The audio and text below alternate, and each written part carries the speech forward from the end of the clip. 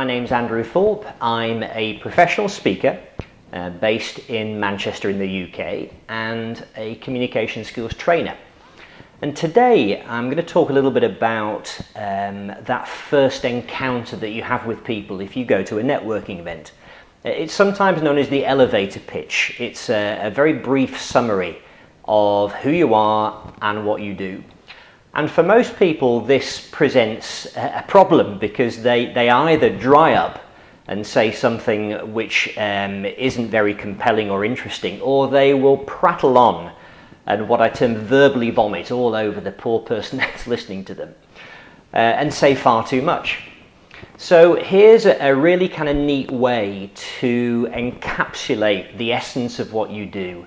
And that's to think about your story, your proposition, like a story with a beginning, a middle and an end. And it's a structure that I sometimes refer to as the PAL structure, which is pain, aspirin and legacy. So first of all, highlight the pain that you deal with, and it might be prefaced with the phrase, you know when. So you know when you go to a restaurant and you can't find anywhere to sit and you end up eating a meal which is far below your expectations. Well, what we do is, so in other words, you've got the audience on side, they're on message because you've touched a nerve with them, you've said something which they can empathize with, which they understand, and you've got them on the right wavelength. And then of course with the aspirin bit, that's where you explain how you solve the problem.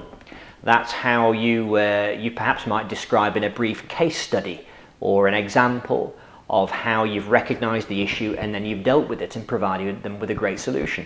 And then of course you've got the L, that's the legacy. So why is life better for the client as a result of having worked with you? So think of that very simple three-part structure of pain, aspirin and legacy, and it will help you to convey the essence of what you do in a very concise way and make sure you get the salient points across. So I hope that's helped. More to come on this video series.